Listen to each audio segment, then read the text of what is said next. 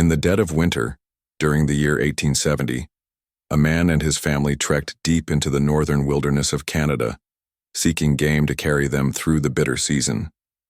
Months later, when the snow began to thaw and spring returned, only one member of that family emerged alive.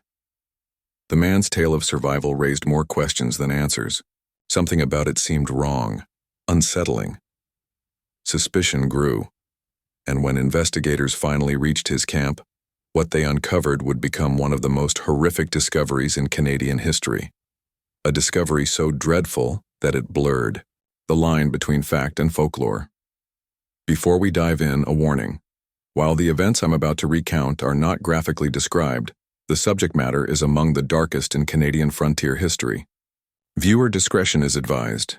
Intro music fades in. Far from towns and settlements where snow stretches endlessly and forests swallow the horizon, the indigenous peoples of the north, particularly the Cree and Algonquin, told chilling stories around their fires. These weren't just stories of animals or hunters. They were warnings, parables about what happens when human beings are consumed by greed, despair, or hunger. Among their most feared legends was a shadowy figure known as the Wendigo. The Wendigo wasn't just a monster in the ordinary sense. It represented something more sinister, an embodiment of the dangers that emerge when humanity's spirit gives way to desperation.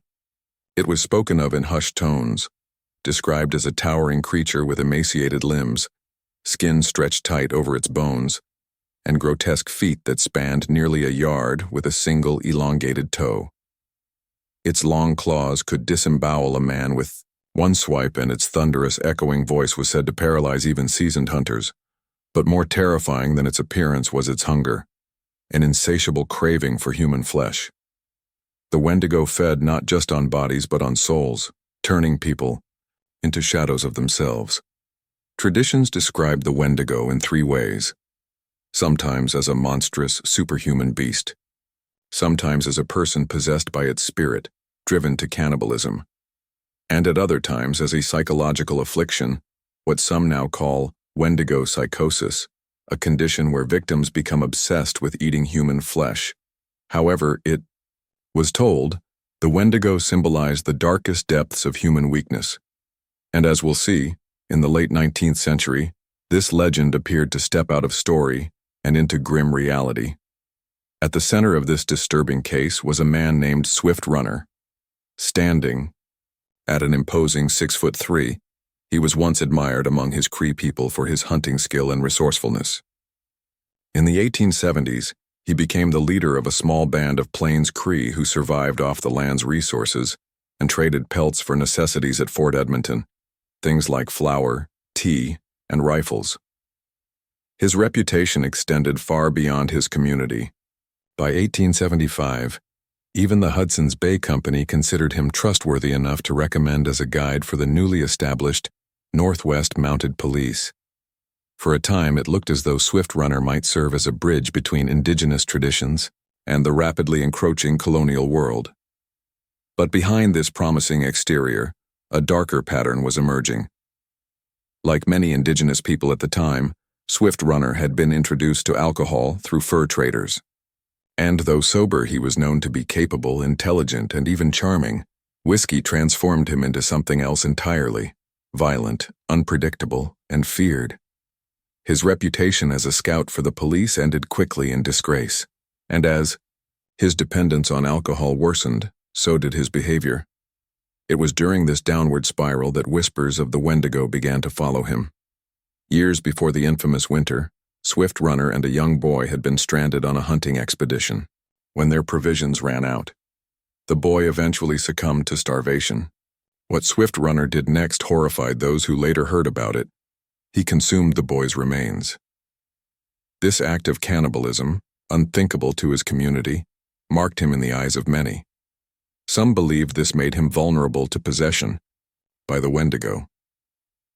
Whether he was truly haunted by an external spirit or by his own guilt and hunger, from that point forward, a shadow seemed to cling to him. By the late 1870s, Swift Runner's decline had accelerated. In the winter of 1878, he led his wife, Charlotte, their 6 children, his brother and his elderly mother deep into the Sturgeon River region on a hunting trip. These seasonal expeditions were routine, a way for Cree families to stockpile meat and fur during harsh winters. But this year the forest proved merciless. Game was scarce. Their traps came up empty. Day after day the family returned from long hunts with nothing to show. As starvation set in, they turned to desperate measures, eating bark, roots, even boiling scraps of moose hide from their tent. One of Swift Runner's youngest children eventually died of hunger. Soon after, his brother and mother went further into the forest in search of food and never returned. The remaining family, already weakened and grieving, sank further into despair, and at this point Swift Runner began dreaming of the Wendigo. When spring finally arrived in 1879, only Swift Runner came out of the wilderness alive. He appeared at the Catholic mission in St. Albert, telling priests a tale of immense hardship. His entire family, he claimed, had slowly starved to death. He, by some miracle, was the lone survivor. The priests, moved by the tragedy, offered him shelter. But certain details gnawed at them. Why had he survived when no one else had? Why did he look healthy, well-fed even, after a winter of supposed starvation? Whispers began circulating both among priests and neighboring Cree hunters, who insisted that the Sturgeon River country had not been struck by famine that year. The doubts grew too loud to ignore. Word reached the Northwest Mounted Police. Sergeant Richard Steele was dispatched to investigate. He questioned Swift Runner, but the man's answers were evasive and unconvincing. On suspicion alone, the police arrested him and assembled a party, including a Métis scout named George Washington Brazeau, to retrace his path back to his winter camp. The journey was slow. Shackled in a cart, Swift Runner deliberately misled the group, guiding them in circles. Frustration mounted. Finally, Brazeau brewed a concoction of tea mixed with chewing tobacco, claiming it would loosen the prisoner's tongue. After drinking, Swift Runner grew restless and agitated. Soon, his resolve crumbled. He agreed to lead the group to the true site of his camp. When they reached the clearing, the first sign of trouble came immediately. Swift Runner had claimed they had been forced to cut up and boil their moose hide tent for food, yet the hide was found hanging from trees, completely intact. As they moved deeper into the camp, the investigators encountered one of the most horrific scenes imaginable. Scattered across the ground were skulls, bones, and scraps of clothing, remains of Swift Runner's wife, children, mother, and brother. Long bones had been cracked open to extract marrow. Skulls showed marks of deliberate blows. In the fire pit, more bones lay charred and broken, with teeth marks etched into them. Among these remains was the small skull of a child, bearing the same grim signs. Nearby trees were smeared with greasy handprints. An iron pot coated in fat lay, discarded. This was no scene of people quietly succumbing to starvation. It was evidence of repeated, deliberate acts of cannibalism. Faced with overwhelming evidence, Swift Runner's story collapsed. He was taken back to Fort Saskatchewan, where interrogators laid bones on a table in front of him. At first, he calmly repeated his claims of starvation, but when pressed, his demeanor shifted. At one chilling moment, he picked up a skull and, with a laugh, said, "This is my wife."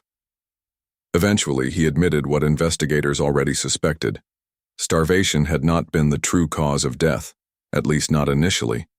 He described visions of the Wendigo haunting him, whispering in his dreams, driving him to madness. He confessed to killing his eldest son, then later his wife and other children, one after another, consuming their bodies in a frenzy of hunger and delirium. Though he insisted he had been under the Wendigo's control, the police viewed it as the depravity of a man, not possession by a spirit. On August 16, 1879, Swift Runner stood trial in Fort Saskatchewan, the first murder trial ever held in Western Canada. The courtroom overflowed with settlers, Cree witnesses, and police.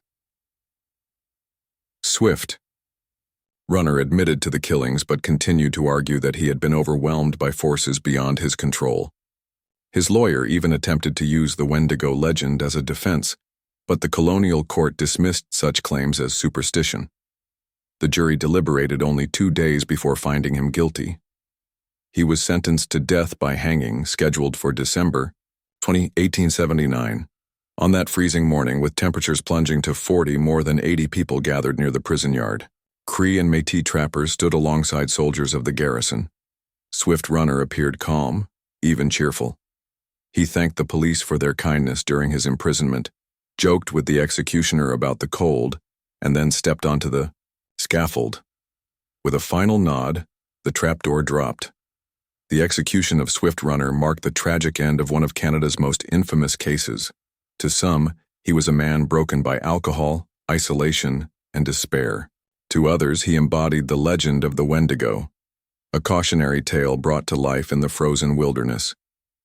His story continues to haunt the Canadian North, blurring the boundary between myth and reality, between desperation and monstrosity.